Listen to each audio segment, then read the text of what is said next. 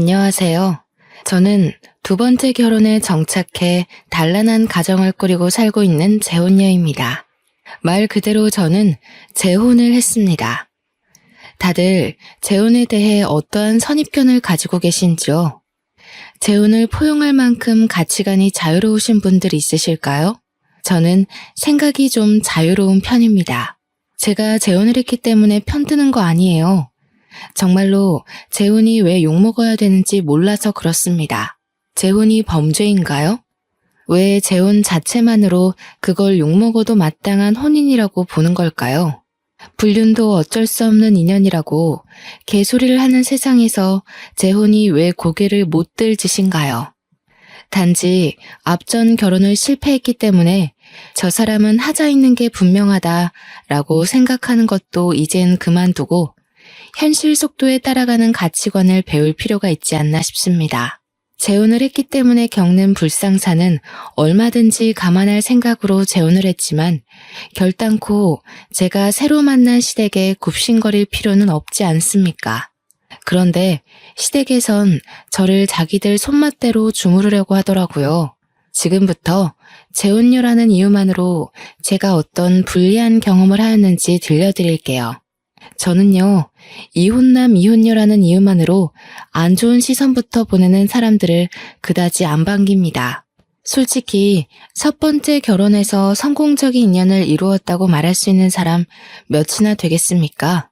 100이면 100, 다들 결혼을 후회한 순간이 있을 거라고 봅니다. 본인은 이혼해야 할 만큼 고통을 받고 살면서도 내 몸 불살라 그 고비를 다 참아가며 그래도 이혼은 안 했다? 이게 그리 자랑할 만한 일인지 저는 사실 모르겠어요. 저는 재혼을 했기 때문에 재혼이 어떤 건지 너무도 잘 알고 있는데요. 이혼을 하지 않았다고 떳떳하게 말하는 사람들은 이혼을 하지 않은 게 아니라 할 용기가 없었던 게 아닌가 싶어요. 내가 사랑한다 생각해서 선택한 배우자와 지내다 보니 완전 상극인 걸 알았다고 칩시다. 내 선택이 틀렸다는 걸 인정하기 싫고 그 인연과의 연을 끊고 살 용기가 없어서 참고만 살았던 거 아닙니까? 재혼을 한 입장에서 저는 오히려 그런 사람들이 안타깝다고 봅니다. 그건 스스로를 무너뜨렸으면 무너뜨렸지 절대 나를 지키는 방법이 아니에요. 애초부터 상대에게 의지하기 위해 상대 없이는 못 살기 때문에 하는 건 결혼이 아니라 결혼으로 포장된 빈대가 아닌가 생각합니다. 이혼을 조정하려고 드리는 말씀이 아니에요. 적어도 내가 망가지는 걸 느꼈다면 나를 위해서라도 그 인연을 과감히 놓을 줄 알아야 된다는 걸 말하는 겁니다. 자식 때문에 그럴 수가 없다고요? 자식들은 과연 이혼 위기로 보이는 부모님을 보면서 그 상황에 행복할 수 있을까요? 부모님이 이혼 갈등을 겪는 건 자식들에게도 곤욕입니다. 이혼을 안 했다는 건 이혼을 미뤘다는 것일 뿐이에요. 실은 이혼하고 독립적으로 살아갈 용기가 없는 걸 다들 그렇게 포장하는 거잖아요. 저는 저의 행복을 위해 흔쾌히 재혼을 택했던 것입니다. 저한테 첫 번째 결혼은 실패가 아닌 어른이라면 겪을 수 있는 대인관계의 성장통이라고 생각해요. 성격 차이로 헤어진 첫 번째 결혼은 그냥 제가 그 남자랑 안 맞았다고 봅니다. 그 사람도 누군가에겐 최고의 연인이었을 수도 있죠. 저랑은 상극이었을 뿐이고요. 그렇게 이혼녀임을 숨기지 않고서 여유를 가지며 살다 보니 두 번째 인연도 자연스럽게 찾아오더라고요. 두 번째 남자는 포장마차 사장님이었어요. 제가 결혼 때문에 잠깐 끊었던 혼수를 다시 즐기기 시작하면서 자주 가던 포장마차가 있었는데 거기 사장님과 대화가 잘 통해 말동무로 지내다가 사장님이 마음을 표시해 주어서 연인이 되었거든요. 사장님은 제가 본 남자, 여자 다 포함해서 가장 마음이 너그러운 사람이었고 그게 장사 마인드에서도 드러나서 손님들에게 주문 안주보다 더한 서비스를 마음 놓고 주는 사람이었습니다. 아마 그래서 제가 더 말동무로 포장마차를 자주 찾았던 것 같아요. 사장님이랑 있으면 저까지 마음이 부드러워지는 느낌이 있었거든요. 한 번은 손님이 시킨 안주보다 더 비싼 서비스를 내주는 사장님을 보고서 남는 게 있냐고 물은 적이 있었는데요. 사장님은 당연히 남는 게 있기 때문에 즐기면서 한다고 껄껄 웃더라고요. 사장님이라고 해봤자 저도 당시에 나이가 있던 처지였기 때문에 사장님이랑은 겨우 3살 차이밖에 안 났습니다.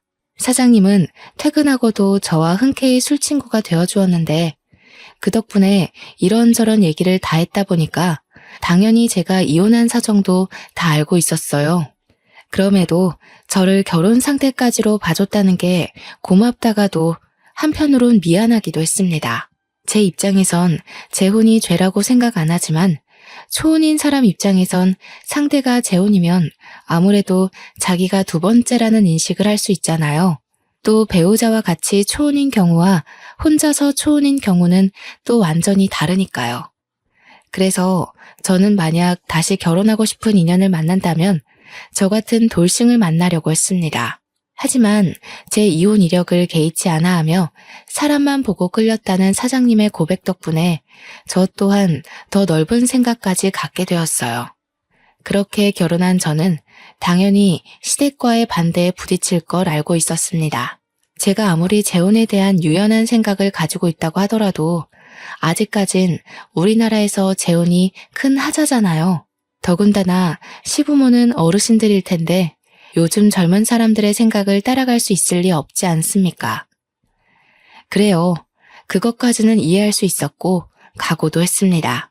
그런데 막상 결혼 인사를 드리러 갔더니 남편이 이미 나서서 시부모가 제게 입을 댈 수 없도록 손을 써놓은 것 같더라고요. 시부모가 제 개인 사정을 전혀 묻지 않고 그저 남편과 분가해서 잘 지내봤으면 좋겠다고만 말씀하시더군요. 시작부터 일이 제 입장을 생각해주니 저는 남편에게 더없이 고마웠습니다. 덕분에 저희는 결혼부터 분가까지 아주 수월하게 진행이 되었어요. 재혼 부부라고 보기엔 너무도 신혼 같았고 뭐 하나 트집 잡히는 게 없었죠. 그러나 역시 문제가 없다면 제가 재혼녀 꼬리표로 이 사연을 쓰지도 않았을 겁니다. 결혼을 한 후 이제 막 신혼 살림을 정리하고 나서부터 시모가 저희 집을 방문하기 시작했는데요. 올 때마다 제게 얼마나 황당한 말씀을 하는 줄 아시나요? 첫째는 아들이어야 하는 거 알지? 늙은이 생각이라고 욕할 것 없다. 요즘 것들이 뭘 잘 몰라서 그런 거지. 옛말대로 해야 자다가도 떡이 생겨. 어머니 말씀 잘 알겠지만 아이 성별이 어디 제 마음대로 되나요? 그리고 아직 남편이랑 아이 계획은 의논 못 해봤어요. 시모는 제 입장이 어떤지 별로 들을 생각도 없어 보였습니다. 갑자기 휴대폰을 꺼내 돋보기를 쓰더니 자기가 수소문하여 아들 낳는 방법을 알아왔다고 저한테 메모한 것을 이것저것 설명하기 시작하는 거 있죠. 그 내용 중에는 아들을 낳으려면 여자는 몸을 시원하게 해야 되고 남자는 산성 음식을, 여자는 알칼리성 음식을 먹어야 된다면서 절대 쌀밥을 먹지 말라고 하는 거 아니겠습니까? 이것만으로도 충분히 황당한데 계속 이어지는 시모의 설명 중에는 듣기에 남사스러운 내용도 있었습니다. 부부의 사생활까지 참견하면서 아들 낳을 확률이 올라간다면서 노골적으로 설명을 해주더라고요. 그 순간 제가 왜 이런 말을 듣고 있어야 되나 싶었어요. 그러면서 자기가 약사한테 알아보고 알칼리성에 강한 칼슘제까지 사왔다면서 지금부터 3개월간 꼬박 챙겨 먹으라는 거 있죠. 그날 이후로도 시모는 몇 날 며칠을 제게 전화하거나 방문해서 자기가 알려준 대로 하고 있냐고 검사까지 했습니다. 당연히 저희 부부 잠자리에 대해서도 날짜와 시간까지 물으며 제 배란일까지 계산해서 집요하게 캐물었어요. 집에 올 때는 꼭 냉장고 반찬들도 점검했는데요. 아들 낳는데 안 좋다는 음식은 죄다 마음대로 정리를 해버리는 거 아니겠어요? 어머님, 그거 어제 사온 건데요. 남편이 아침마다 사과 한 쪽씩을 꼭 먹어요. 어머님께서 챙겨오신 것들은 죄다 기름진 것들 뿐인데 남편한테 이런 거 좀 부대껴서 아침 상에는 못 올려요. 못 먹긴 뭘 못 먹니? 내 아들인데 내가 잘 알지. 저 사과는 네가 먹도록 하고 내가 가져온 이 반찬들은 꼭 내 아들만 먹여야 된다. 특히 넌 하루에 한 번씩 이 국화차를 우려 먹도록 해라. 그리고 옷이 그게 뭐니? 내가 집에서는 그런 두꺼운 겉옷 입지 말라고 했잖니. 시모가 저 쉬는 날 연락도 없이 갑자기 들이닥치는 바람에 잠옷을 갈아입지 못해서 아무 겉옷을 걸쳐 입은 거였거든요. 그런데 그걸 확 벗겨버리는 거 아니겠어요? 저는 시모 힘이 그렇게 센 줄 몰랐습니다. 심지어는 어디서 이상한 물건을 사와서는 집안 구석구석에 배치해 놓더니 저더러 하루에 한 번씩 그 물건들을 보면서 아들 낳게 해달라고 기도까지 하라고 하더라고요. 한두 번도 간섭하는 것도 아니고 저희 부부가 임신 계획을 해서 임신이 진행될 때까지 그럴 작정으로 보였습니다. 이건 제가 임신을 하고 싶어도 스트레스 받아서 임신이 안 될 지경이었어요. 시모가 아들 손주 보고 싶어 하는 건 알겠는데 그건 하늘에서 정해주는 거잖아요. 이런 말도 안 되는 근거들로 인해 생기는 게 아닐 텐데 허황된 미신을 믿는 시모가 한편으론 한심하기도 했습니다. 집에 하나둘씩 못 보던 물건이 생기니 초반에는 신경 안 쓰던 남편이 끝내 모형 인형 같은 것들이 뭐냐고 물을 때가 있었는데요. 저는 괜히 남편과 시댁 사이에 트러블이 생길 걸 피하고 싶어 그동안 말을 아끼고 있었거든요. 그런데 몇 달째 시모한테 시달리고 있으니 그만 남편한테 알려야겠더라고요. 아, 그거 어머님이 첫째는 아들이어야 된다고 아들 낳는데 좋다는 물건들이래. 처음엔 한두 개 사오시더니 집에 올 때마다 매번 다른 걸로 사오신 거야. 뭐? 그런 게 어딨어. 보기 껄끄럽게. 사람 사는 집에다가 무슨 저런 것을 놔뒀대? 엄마가 또 쓸데없는 거 듣고 와서 자기 못 살게 굴었나 보네. 인형이 한두 개가 아닌데 그동안 이만큼이나 시달리면서 왜 말 안 했어?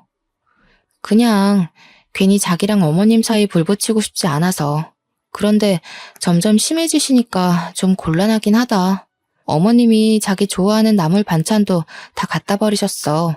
자기 보고 산성 음식만 먹으래. 자기 소화기관 안 좋아서 기름진 거 자제해야 되는데 어떡하지? 예상대로 남편은 시모에게 화가 많이 난 얼굴이었습니다. 남편은 결혼을 하고 나서도 제가 재혼녀라는 이유만으로 상처받지 않도록 엄청 신경 쓰는 사람이었는데요. 시모가 제게 입질을 한 걸로 모자라 임신 부분에서 스트레스를 주고 있었다는 사실을 알자 열이 많이 받은 듯 했습니다. 제가 사소한 부분에 대해서도 설명 들었다고 하니까 남편은 더 참지 못하고 시모한테 전화를 걸어 따졌어요. 그 때문에 한동안 시모의 걸음이 뚝 끊겼고 연락도 함께 끊어졌습니다. 남편은 시모가 사다 놓은 이상한 모형 인형과 반찬 등 말도 안 되는 미신이 깃든 흔적 모두를 전부 내다버렸습니다. 시모가 사다 줬던 약까지도 빠짐없이 전부 다요.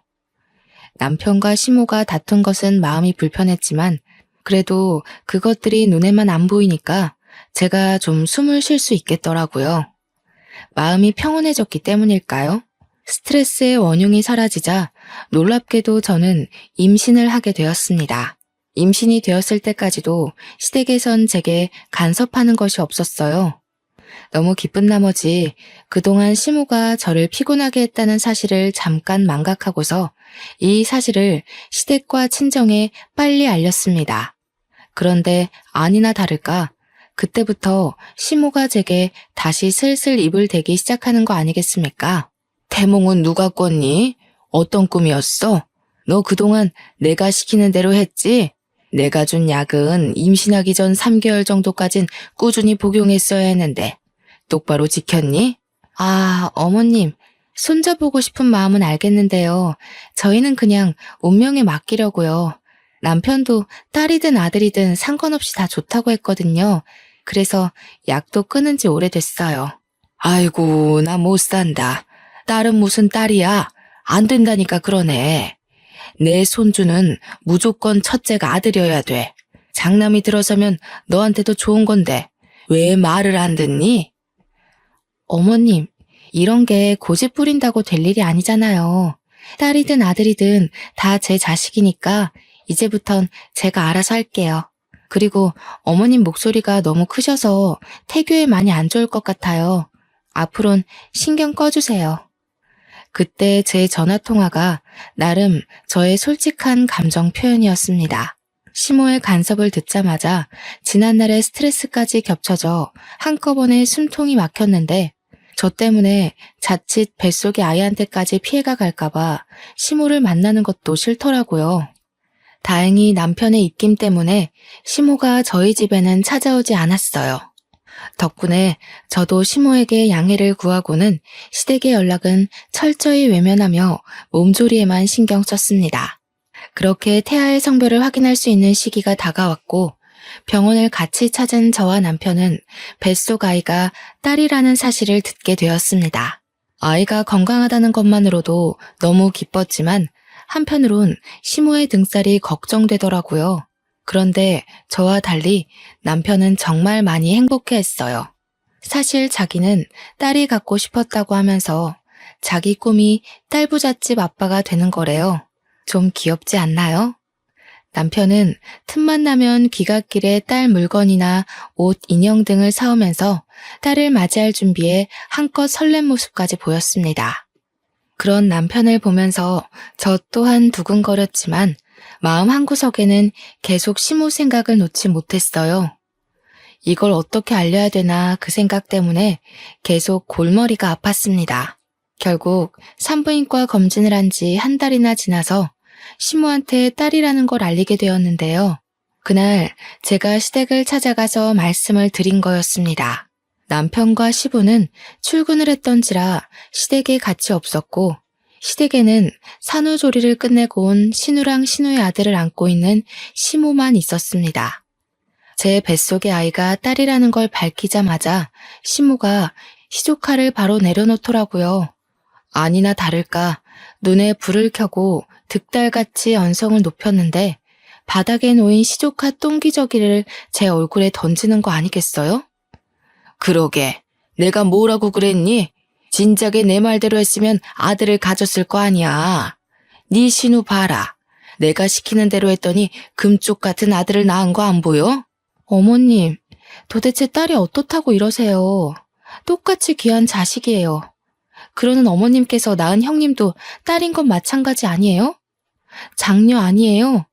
그럼 어머님도 집안 망신시킨 꼴인 거네요? 어머님도 첫째 애로 형님 낳으셨으면서 왜 이렇게 장남에 집착하세요? 어머머, 얘 봐라. 얘가 뭐라는 거야? 희원아, 얘 지금 뭐라는 거니? 한번 갔다 온 주제에 그깟 아들 하나 못 낳아서 내 자식한테 2번이나 흠을 만들어 놔? 내가 너 같은 애를 순순히 받아들인 이유가 왜겠니?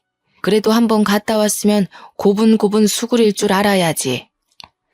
그러게 옳게. 아무리 시건방져도 그렇지.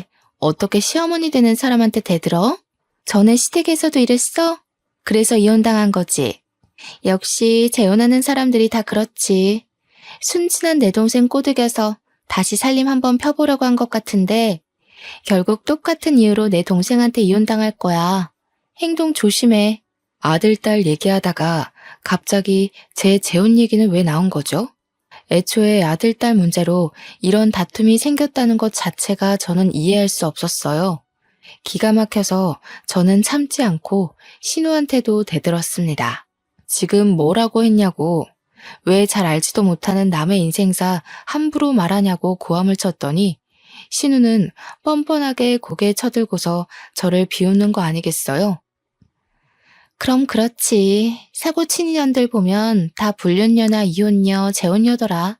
어쩌다가 내 동생이 올케 같은 혜진 여자한테 넘어갔는지 모르겠는데 올케가 지금 당당할 입장은 아니야.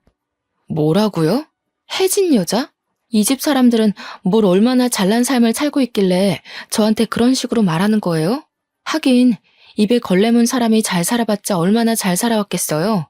입에 걸레 문 사람? 올케 미쳤어? 나 올케한테 형님 되는 사람이야. 아무리 개념이 없다고 해도 그렇지 어떻게 예의 없이 그딴 말을 해? 이것 봐. 결혼 실패했던 여자들은 다 이유가 있다니까.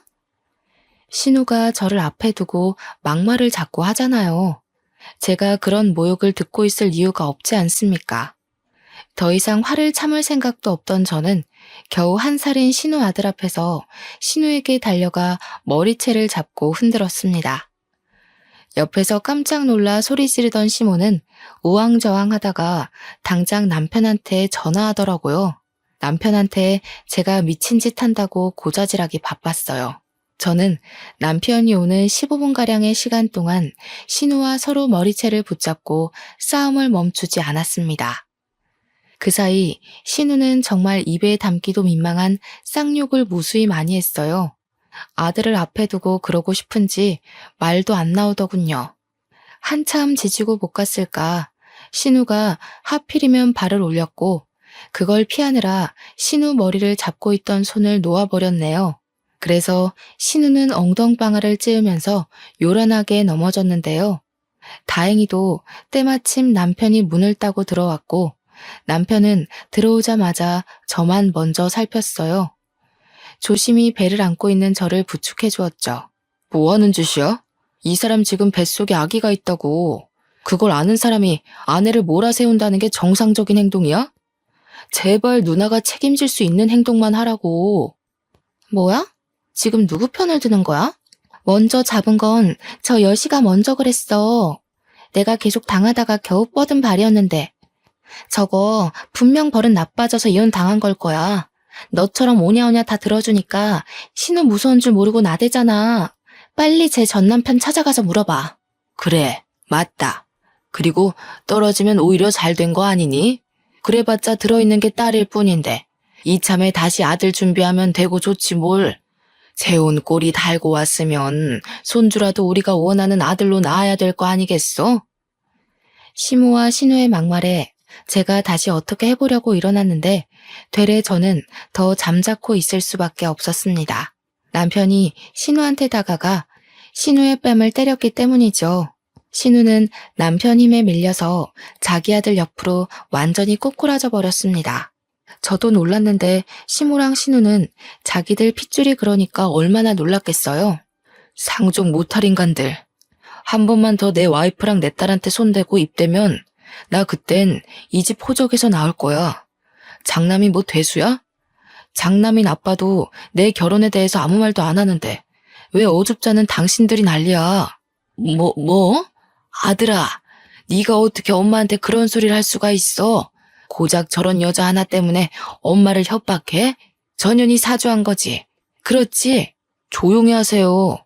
평생 내 얼굴 안 볼 생각이면 계속해서 내 가족 건드려봐. 나 절대 그냥 하는 소리 아니야. 내 딸 손대는 순간 누나 아들도 잘못될 줄 알아. 남동생의 협박에 놀란 건지 신우는 남편의 말에 눈물까지 보이면서 억울했습니다.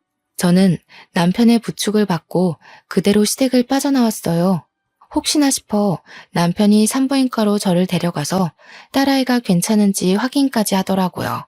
이상 없다는 전문의의 말을 듣고 나서 남편은 제게 마음 놓고 사과를 했어요. 우리 엄마랑 누나가 옛날부터 좀 간섭이 많은 사람들이었어. 자기 재혼에 대해서도 자꾸 트집 잡으려길래 나름 내가 찍소리 못하게 해놨는데 이런 수모 겪게 해서 미안해. 내가 아빠랑 상의해서 다시는 당신 옆에 얼씬 못하게 해줄게. 남편의 진심 어린 사과가 너무 고마웠고 든든했습니다. 남편의 잘못이 아니잖아요. 그래서 남편에겐 다른 원망은 없었어요. 남편이 시댁한테 당하는 제 사정을 모르는 것도 아니었고 나 몰라라 하는 것도 아니지 않습니까? 그런 남편이 저를 지켜주고 있었기 때문에 저도 굳건히 버틸 수 있었던 겁니다. 그래서 시모랑 신우가 저한테 더 이상 손을 못 댔냐고요? 그건 또 아닙니다. 그 둘은 오히려 더 열이 받아서는 남편이 제 게임에 넘어갔다고 생각해 저를 확실히 구워 삶으려고 작당을 하기 시작했어요. 저는 출산을 하기 전까지 몇 번이나 시댁 식구들 때문에 유산의 고비를 넘겨야 했습니다. 한 번은 시모가 남편을 통해서 여자 몸에 좋다는 한약을 선물하더라고요. 절대 이럴 사람이 아니기에 저는 끝까지 의심의 눈을 거두지 못했죠. 결국 저는 곧장 한약 봉투에 표시된 한의원을 찾아가서 시모가 대체 어떤 약재를 써서 만들었는지 물어보기까지 했습니다. 네, 여자한테 좋지 않은 한약이 맞다고 하더군요. 그래서 한의사가 시모한테 절대 가임기 여성에게는 음용하지 말라고 몇 번이나 말했다고 합니다. 하지만 시모는 자기 아들 거 짓는 거니까 걱정하지 말라고 했대요. 두 모녀는 끊임없이 저를 공경에 빠뜨렸습니다. 남편이 시댁에 경고를 줬다고 말을 들을 사람들이었다면 제가 이렇게 스트레스를 받지도 않았겠죠. 그래도 그 경미한 위험들이 제 앞에 닥칠 때마다 저는 하늘이 도운 건지 다행히도 운 좋게 고비를 넘겨왔는데요. 딱 한 번 불운을 피하지 못해 정말 위험할 뻔했던 적이 있었습니다. 그들을 도무지 용서를 해선 안 되겠다고 마음을 먹은 날이기도 했죠. 한날 장을 보고 횡단보도를 건너가던 중이었는데요. 갑자기 신호를 무시하고 달려드는 차 때문에 깜짝 놀라서 발을 헛디뎠거든요. 그때 하필 남산만 했던 배로 중심이 쏠리는 바람에 주위 사람들이 황급히 달려와 저를 도와주었습니다. 당시 제가 많이 놀라긴 했었나 봐요. 그만 기절까지 해버린 거 아니겠습니까? 그 와중에도 저는 쌩 지나가 버린 차 번호를 눈으로 외우고 난 뒤에 의식을 놓았던 걸로 압니다. 아마 아이를 지키고 싶던 엄마의 독한 의지 덕분에 저도 모르게 그럴 수 있지 않았나 싶은데요. 그 순간 발휘한 기지가 훗날 제게 역전의 기회를 안겨준 중요한 키가 되기도 했어요. 저는 119에 실려오는 도중 정신을 차렸는데 눈 뜨자마자 구급대원들에게 나는 괜찮으니 우리 아이 좀 빨리 검사해달라고 졸랐습니다. 그래서 아이를 먼저 확인했고 다행히 아이는 무사한 걸 들었습니다. 아이가 씩씩하게 잘 견뎌준 것이겠죠. 그제야 마음이 놓인 저는 남편에게 연락을 넣고 병실에서 멍 때리고 누워 있었습니다. 그동안 제 주변을 도사리고 있던 아찔한 순간들이 머릿속을 훅훅 지나가더라고요. 이혼 여인 저를 거절 한 번 없이 허락해줬으니 무조건 손자를 낳아야 한다는 시모 말이 계속 머릿속을 맴돌았어요. 차라리 그만한 이유라도 설득력이 있는 까닭이라면 제 나름대로 이해를 해보겠다만 언제 한번 시모한테 왜 꼭 아들이어야 하냐고 물은 적이 있거든요. 그런데 시모 말이 아들 낳는데 이유가 어딨냐고 그건 당연한 일이라고 하는 거 있죠. 그러는 본인은 딸을 첫째로 가져놓고 왜 자꾸 저한테 그런 억측을 부리는지 모르겠습니다. 뒤늦게 뛰쳐온 남편은 제가 괜찮은 걸 눈으로 확인하고 의사까지 불러서 제 상태를 제대로 듣고 난 뒤에야 안심을 했습니다. 제 앞에 무릎을 꿇더니 또다시 시댁 대신 사과를 하였어요. 당신은 잘못 없다니깐. 어린애들이 하는 장난질도 어른이 감당 못할 때가 있는데 다 큰 성인들이 그러는 걸 당신이 어찌 알고 맞겠어. 당신이 자꾸 시댁 대신 사과를 하면 난 그게 더 마음 불편해. 솔직히 어머님이랑 형님 용서 못하겠는데 당신이 이러면 내가 용서해야 될 것 같단 말이야. 그렇지. 거기까진 생각 못했다. 그래도 미안해. 내가 더 주의를 기울였어야 되는 건데. 정말 엄마랑 누나가 이렇게까지 나올 줄 몰랐어. 내가 생각해도 이건 사람 짓이 아니라고 봐. 그날 남편은 제 손을 잡으면서 심지를 단단하게 굳혔어요. 시댁한테 경고했음에도 정신 못 차리고 이런 몰상식한 짓을 벌였으니 자기가 그냥 천륜을 끊겠다고 하더라고요. 가족이라고 무조건 다 포용해야 될 의무는 없다면서 시모와 신우가 먼저 선을 넘었으니 뱃속의 자식을 위해서라도 위험 요인을 끊어내는 게 맞다고 하였습니다. 저는 별로 다친 곳이 없어 그날 남편과 함께 바로 퇴원을 했고 남편은 시댁에게 전화를 하여 절연할 것을 제대로 통보했어요. 그리고 살인미수로 고소도 할 거라고 했습니다.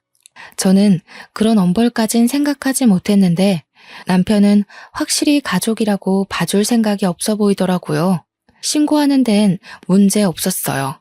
다행히 제가 증거 사진을 다 남겨놓기도 했고 아파트 건물 CCTV랑 도로 CCTV를 통해 제가 누군가의 고의로 위험에 처했다는 사실은 얼마든지 입증이 가능했으니까요. 계속 상황을 모른 척하며 떳떳하게 주장하던 시모가 남편이 고소를 한다고 증거 다 있다고 확고한 발언을 하자 그제야 당황해서 꼬리를 내리기 시작했는데요. 남편은 그 변명의 목소리조차 듣기 싫다면서 그대로 전화를 끊어버렸어요.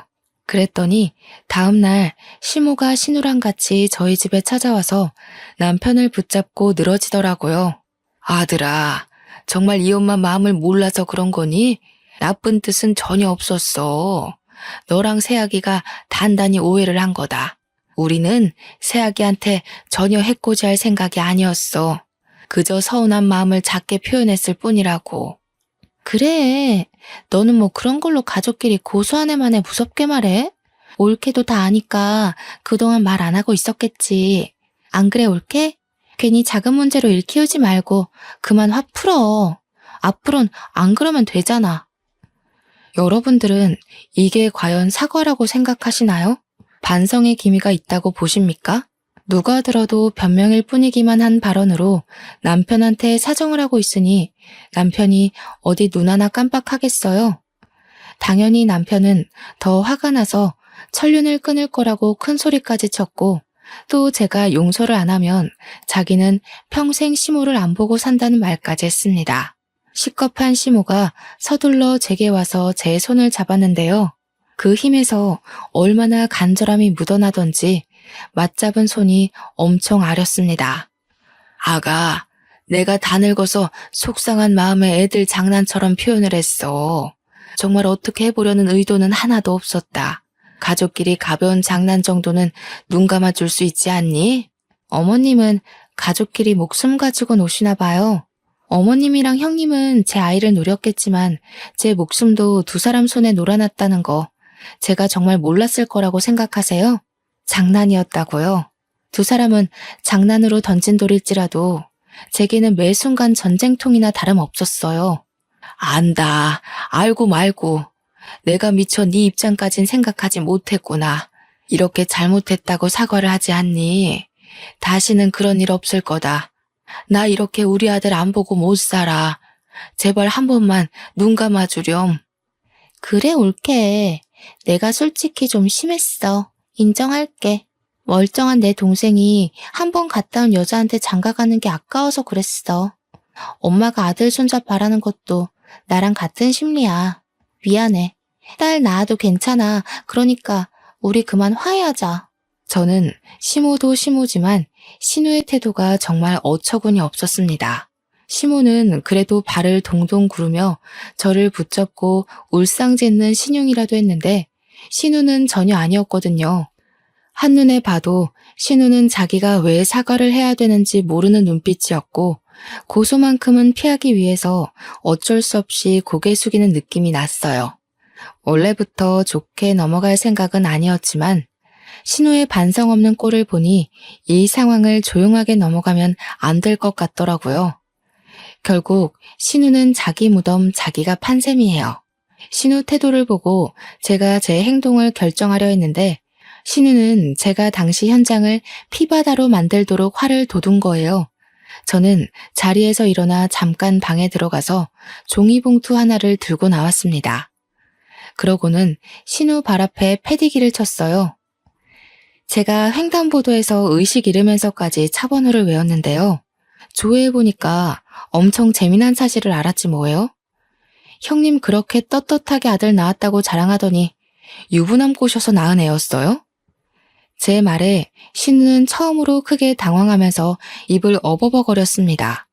이 사실을 처음 듣는 남편과 시모는 저희 대화에 끼어들지 못하고 있었고 남편이 대신해서 신우 발 아래 있는 종이봉투를 들고 확인했어요. 남편이 평소 눈치가 빠른 편인데 아니나 다를까 남편의 표정이 어그러지면서 대충 뭔가를 눈치챈 것 같더라고요. 이게 다 뭐야? 이거 누나잖아. 이 사람이 이번에 새로 만났다는 남자야? 그렇게 꽁꽁 숨기고 나중에 밝혀주겠다더니 이 사람 뭐 하는 사람인데? 아, 그거 형님이 불륜녀라는 증거야. 내가 형님이 뭔 차에 사고 당할 뻔했다고 했잖아. 어떻게 보면 그것도 뺑소니나 다름없는데 경찰한테 차 조회 좀 해달라고 했지. 그런데 웬 아저씨 차라고 하더라고. 내가 아는 게 있는데 절대 그럴 리가 없다고 생각했어. 그래서 더 알아봤더니 글쎄 그 차주인이 시조카의 아빠라고 하더라. 당연히 남편이 보고 있는 사진들은 제가 몰래 신우 뒤를 밟아서 찍어놓은 불륜 현장의 모습이었습니다. 신우는 남의 가정 파탄내고 유부남의 아이를 가진 불륜녀 입장이었던 겁니다. 저도 당시 그 사실을 알고 얼마나 놀랐는지 몰라요. 이렇게 추악스러운 실체를 갖고 있는 사람이 저한테 재혼녀라고 그렇게 손가락질했던 거잖아요. 놀란 것도 놀란 거지만 곰곰이 생각할수록 기분이 나빠지더라고요. 신우는 그럴 만한 입장이 아닌데도 저를 그리 못살게 굴었다는 거 아닙니까? 무슨 낯짝이 그렇게 두꺼운지 몰라요. 역시나 제가 놀란 것처럼 남편이랑 시모도 상당히 충격이 커 보였습니다. 심지어 시모는 남편이 들고 있는 사진을 뺏어가 자세히 보면서 기함을 했어요. 그 와중에 신우는 미꾸라지처럼 빠져나가려고 어떻게든 머리를 굴리고 있는 게 훤히 보였습니다. 형님, 저한테 사고는 불륜녀, 이혼녀, 재혼녀가 치는 거라고 하셨나요? 틀렸어요. 이혼녀, 재혼녀는 적어도 범죄자는 아니거든요. 그런데 불륜은 고소받아 마땅한 범죄잖아요. 고작 불륜녀 주제에 재혼한 제 앞에서 그리 고개를 쳐들고 계셨던 거예요? 어떻게 그리 뻔뻔할 수가 있어요. 식구들이 형님 이런 사람인 거 모르고 속아주니까 다 만만해 보이기라도 했나 봐요? 뭐라는 거야, 이 정신 나간 년이. 올케 내 스토커야? 어디서 이런 걸 조작해서 나를 겁박해. 이러면 내가 무서워 벌벌 떨 줄 알았나 보지? 나 그렇게 멍청한 사람 아니거든. 겨우 생각한 방편이 스토커 핑계라니 실망스럽네요. 어머님도 어머님 따님이 하는 짓 똑바로 지켜보세요. 아들 낳은 형님을 그렇게 자랑스러워하셨잖아요. 겨우 불륜녀가 낳은 손자를 둔 셈인데 어떡해요? 동네방네 손자 자랑할 수 있겠어요? 손자 자랑 전에 불륜녀 엄마라고 소문 먼저 날 텐데 괜찮으실지 모르겠네요. 제 말에 시모는 얼굴이 시뻘개져서 신우를 노려봤습니다. 제 앞이라 쪽팔린지 차마 딸에게 쓴소리는 못하더라고요. 배신감에 치를 떨면서 소파에 덩그러니 누워있는 시조카까지 노려보는 거 아니겠어요? 더 이상 빠져나갈 구멍이 없다고 생각한 신우는 이 모든 상황에 당황해서 갑자기 소리를 빽 질렀는데요. 자기는 불륜이 아니라고 사랑이고 운명이라면서 본처가 자기들 사이 갈라놓고 있는 거라고 증거 사진들을 갈기갈기 찍기 시작하더군요. 신우의 숨통을 조일 수 있는 귀한 증거인데 제가 원본을 줬을 리 있겠습니까? 헛짓하고 있는 신우에게 그거 다 휴대폰에 저장된 사진이라고 하니까 신우는 그제야 제 앞에 무릎을 꿇고 울며 불며 애원을 하더라고요. 올케, 이거 밝혀지면 나 그 사람한테 외면당해. 제발 부탁이야. 그 사람 합의 이혼하고 나한테 온다고 했단 말이야. 이거 들통나면 우리 아들은 아빠 없이 커야 돼. 형님은 그런 말 할 자격이 없어요. 남의 집 자식 아빠를 뺏은 사람이잖아요. 못 모르는 시조카 입장은 안타깝지만 제가 방금 그분 본처한테 연락을 넣었어요. 형님 같은 사람이 행복한 가정을 꾸리고 산다면 남겨진 그 집 가족들한테 너무 잔인한 일이잖아요. 불륜을 저지르면 그 대가가 불행이라는 거 시조카도 똑똑히 알아야죠. 저는 신우 앞에서 휴대폰을 들이밀며 처음 보는 번호로 그 사진들을 전송한 걸 보여줬습니다. 신우는 다시 얼굴색이 돌변하더니 제 휴대폰을 바닥에 냅다 집어던졌어요. 그러고는 울분에 차서 저를 노려보는데 자기 폰으로 불륜남이 전화가 오기 시작하자 사색이 되더라고요. 불안에 떨며 전화를 받고는 자기야 하면서 변명을 막 하는데 제가 본 사람들 중 가장 못나고 찌질해 보였습니다. 어쩜 시모도 신우도 이런 식으로밖에 못 살았을까요? 남편 위로 저런 사람이 둘이나 있는데 남편은 저들과 달라서 얼마나 다행인지 모릅니다. 난장판인 시댁 식구를 보면서 한심한 마음에 혀를 내두르고 있던 차 남편이 알아서 그들을 쫓아냈습니다. 남편은 문을 닫기 전에 그 두 사람에게 딱 한마디 엄포를 남기더라고요. 연락할 때까지 다신 얼씬도 하지 말라고 말입니다. 시모랑 신우를 본 건 그때가 마지막이었어요. 2달이 지난 지금까지 만난 적이 없네요. 출산하기 전에 그들을 떼어낼 수 있어서 천만 다행이라고 생각합니다. 출산 내내 험난한 시간을 보냈는데 그게 출산 임박까지 이어졌다고 생각해 보세요. 그래서 우리 아이가 잘못되었다면 저 정말 시무랑 신우의 숨통을 졸랐을지도 모릅니다. 다행히도 하늘이 알아서 나쁜 인간들을 떼어내주지 않았습니까? 출산 임박해서 그 두 사람을 정리했잖아요. 모든 게 다 고마운 상황이었지만 그 와중에 특히 고마웠던 건 못난 엄마의 불찰에도 그 모든 걸 씩씩하게 잘 버텨준 우리 딸에게 고마울 따름이에요. 제 아이는 너무도 무사하고 건강하게 태어났습니다. 저와 남편은 그제야 가정다운 가정을 살면서 딸에게 최선을 다하는 부모가 되려고 노력 중에 있어요. 아, 그리고 제 딸이 여자아이치곤 좀 독특한 부분이 있었는데 예쁜 인형을 좋아하기보단 주로 칼 장난감을 가지고 노는 걸 좋아하더라고요. 얼굴은 예쁘게 생겨가지고 남편이 사준 인형들을 세워놓고 칼을 휘두르며 노는데 얼마나 장군 같은지 모릅니다. 남편이 인형놀이 하라고 사준 선물들은 전부 딸의 전쟁놀이를 즐겁게 만들어주는 적군이 되어버렸어요. 그럼에도 남편은 그런 딸마저 사랑스럽고 예쁘다며 시간 날 때마다 딸이랑 놀아주려 하더군요. 사이좋은 부녀를 보면서 저는 그간의 스트레스를 싹 잊어가고 있는 중입니다. 그리고 시댁 사정은 전과 다를 게 없었어요. 여전히 제 눈에 코빼기도 안 보였고 근근히 소식은 들렸지만 명절조차도 마주할 수 없었습니다. 이게 다 남편이 제 편의를 봐줬기 때문이죠. 제가 그런 몰상식한 시댁을 안고서 결혼 생활을 이어갈 수 있는 이유도 전부 남편의 덕이라고 봅니다. 가끔씩 시부만 저희 딸을 만나러 신혼집에 방문하고 있는데 시부 말 들어보니까 시무가 늘 같이 동행하고 싶다 하는 것 같다더라고요.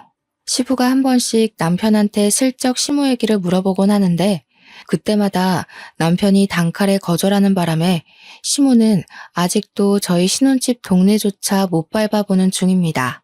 시부는 한 번씩 더 보는 것 말고는 저희에게 화해할 것을 딱히 강요하지는 않았습니다. 시부도 신우와 시모의 행적을 들었을 테니 감히 눈 감아주라고 언급하지 못하는 거겠죠. 그래서 그저 제 딸의 사진이랑 동영상만 찍어 시모한테 보여주는 걸로 만족하고 있어요. 또 신우는 제가 신우 불륜남의 본처에게 증거물을 죄다 보내줘서 상간녀 소송을 당했다고 하더라고요. 죗값을 받으라고 일부러 본처에게 알린 것이기 때문에 신우가 어떻게 되었는지 괜찮은지 딱히 안부가 궁금하진 않았습니다. 다만 저 때문에 아빠 없이 커야 하는 시조카의 사정은 마음 한편에 계속 걸려 있어요. 부디 신우가 죗값 치른 이후로 자기 죄를 반성하고 시조카에게 부끄럽지 않은 엄마가 되었으면 좋겠네요. 보통은 이런 개첩한 시댁이라면 두 번째 이혼도 마다하지 않고 했을 법한데 여태 들려드렸다시피 제 남편이 너무 진국인 사람이에요. 지금도 제가 이 글을 쓴다고 딸내미랑 둘이 자리를 피해줬는데 뭐하고 노는 줄 아세요? 아이가 6살 이전까지 촉각놀이를 하면 건강한 사고력을 가진다는 걸 공부해와서는 거실에서 밀가루 파티를 벌이고 있어요. 제가 육아 때문에 잠깐 휴직 상태인데 남편은 일까지 하면서도 저보다 육아에 더 신경 쓰고 공부를 해요. 그렇다고 저한테 소홀한 것도 아닙니다. 남편이 요리에 일가견이 있어서 포장마차를 운영한 것도 있었는데 자기가 집에 있는 날에는 자기가 식사 준비를 하려고도 해요. 제가 이런 사람을 두고 어떻게 다른 생각을 하겠습니까? 저는 남편을 만나 너무 행복해요. 시댁이 그런 사람들일지라도 남편 때문에 이겨내고 싶을 만큼 남편을 사랑합니다. 앞으로 제 삶에서 다른 인연은 없을 거예요. 저를 위해 살려고 노력했기 때문에 제가 완벽한 제 짝을 만나지 않았나 싶습니다. 나랑 잘 맞는 사람을 찾는 건 참 힘들다는 거 압니다. 결혼을 겨우 2번째 만에 성공한 저조차도 복권 당첨이나 다름없다고 생각하고 있어요. 이게 서로 존중하는 마음이 참 중요한 것 같아요. 상대방을 나로 생각하면서 내가 받고 싶은 대우만큼 상대방을 대우해준다면 잘 맞는 사람을 찾는 게 꽤 금방일지도 몰라요. 천생연분이 나타나길 바라기보단 나를 먼저 가꾸고 있는다면 좋은 연분이 반드시 생길 겁니다. 제 사연은 여기까지입니다. 들어주셔서 감사하고요. 항상 행운 가득한 날 되시길 바래요.